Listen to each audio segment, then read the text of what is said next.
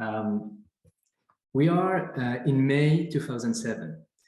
George Tenet, the former director of the CIA, is interviewed in 60 Minutes. And in the extract we are going to see together, he specifically asked whether the CIA has ever used torture on any prisoner. So let's watch this together. Well, we don't torture people. Let me say that again to you. We don't torture people, okay? Come on, George. We don't torture people. Khalid Sheikh Mohammed. We don't torture people. Waterboarding. We do not, I don't talk about techniques, and we don't torture people. Anybody ever die in the interrogation program? No. You're sure of that? Yeah. In this program that you and I are talking about, no.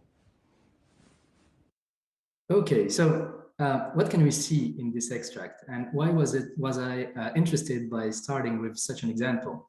Well, in my opinion, in this case of potential real-life deception, all the 30 or 40 years of literature we have is not of much help. Why? Because George Tenet here is not asked to recall some past activities, but rather he is accused of some potential wrongdoing, and he's denying the accusations. So we cannot use the traditional verbal assessment, verbal credibility tool. We cannot use CDCA, we cannot use reality monitoring. So really this was a starting point for me, and I started to ask myself, okay, how can we better address this kind of potential deception, which I believe is the most common one actually in real life? How can we rethink the way we do research?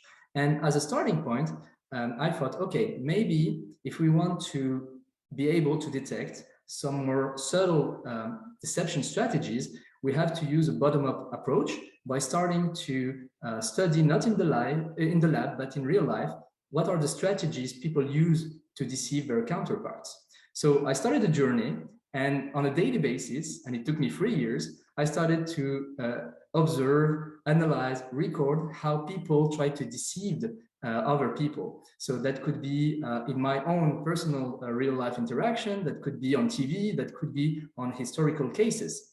And I call that the elementary deception modes, because they can be combined during a deceptive episode. And I'm just going to give a few examples of such strategies. So first, what I've coined the selective response. This is when several questions are asked within a single sentence, and you strategically decide to answer only one of the questions, the one where you can tell the truth. So for example, imagine you have a youngster driving back from a party Saturday night, 3 a.m., and his car is pulled over by the police. And the officer asks him, sir, have you used drugs or drunk alcohol tonight? And the youngster immediately answers, sir, I have not drunk a sip of alcohol tonight. In reality, he had smoked weed at the party. So this is an example of a selective response, which is an obvious kind of omission. Next, what I've called the trial balloon. This is when you want to test the reaction of people, you want to test an idea, you want to test a proposition, and you only execute it if you see that the reaction you got to your proposition was favorable and positive. So imagine you've just been invited by friends to watch the game with all your usual friends next Friday night. But you know that your wife has already invited her parents for dinner at your place at the same time. But you really want to go to watch the game, and so you give it a shot. You go to your wife and you say, oh, honey, by the way, did I mention that Tommy invited me to watch the game next Friday? And now you wait and you see that your wife gets furious and she says, no way, you know that we are having my parents for dinner, right? And all you're left to say now is, yeah, I knew, honey, I was just saying that for your information. This is the trial balloon.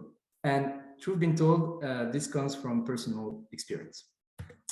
Okay, now qualifying statements, just the last example we were going to discuss. If we think back about the example of George Tenet, and if we assume for a moment that he was being deceptive when saying, in this program that you and I are talking about, no, nobody died.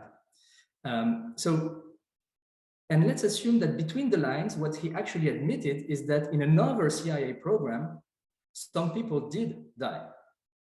So in that case, what would be the advantage for him of using a qualifying statement? rather than sticking to a straight no answer as he did initially.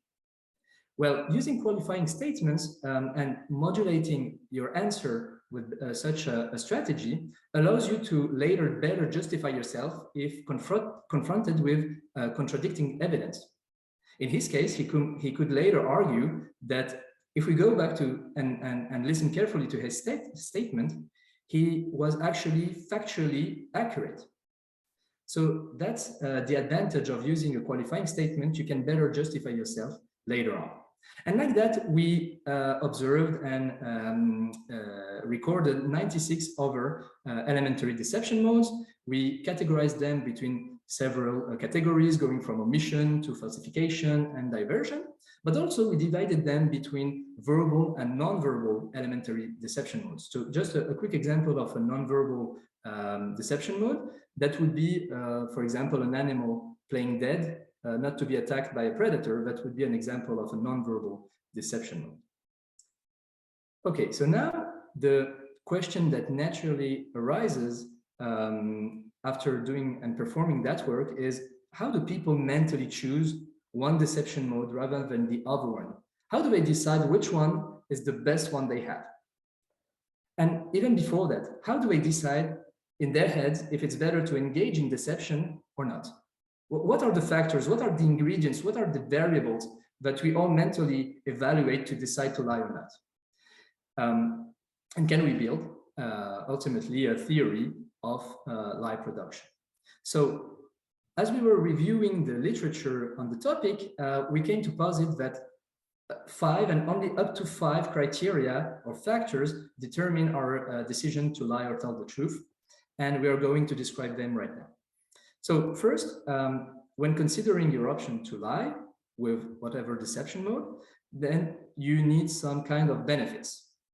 It could be, as Emma pointed out, benefit for the self, like a financial gain. It could be benefits for the others, or it can be benefits for preserving a relationship.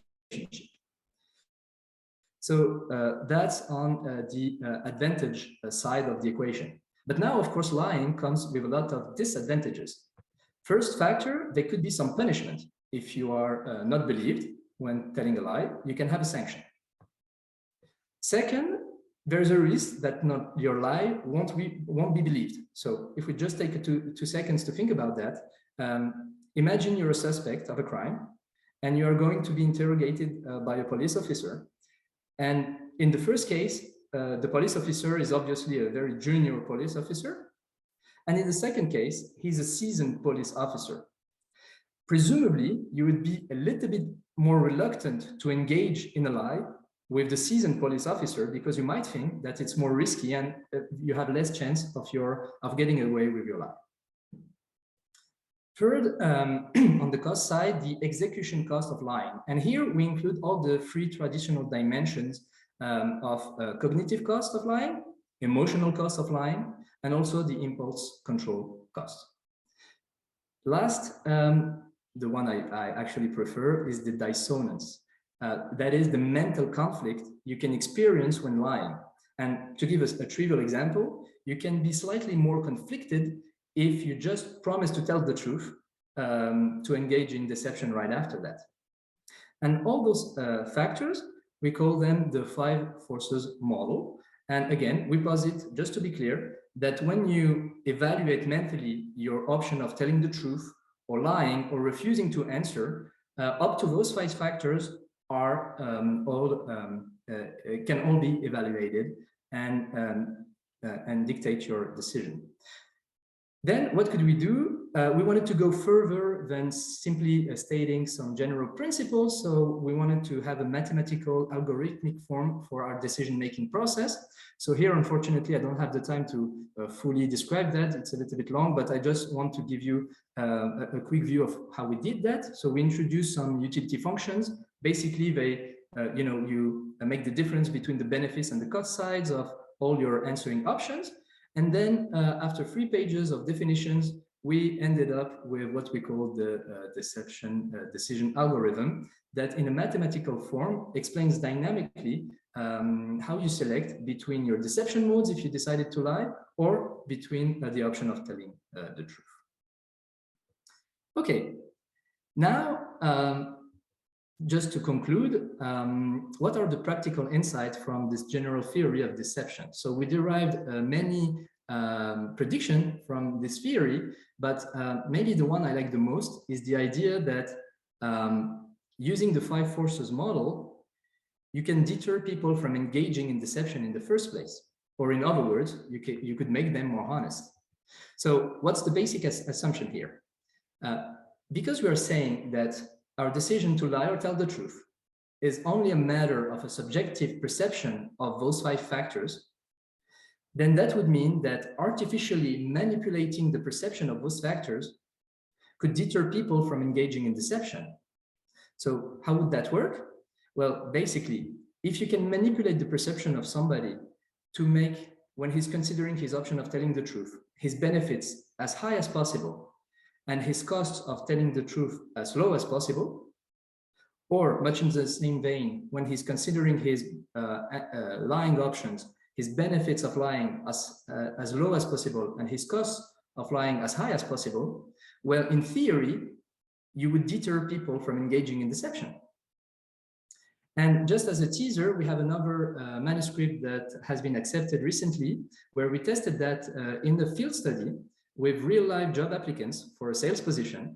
And what we've shown is that in their initial job application, there was 23% of inaccurate information. But after manipulating the factors we're talking about here, the proportion went down to 11% of inaccurate information. So if you want to know more about the 99 deception modes, if you want to know more about the algorithm or the prediction that are derived from this theory, the paper has been published online in Psychological Review.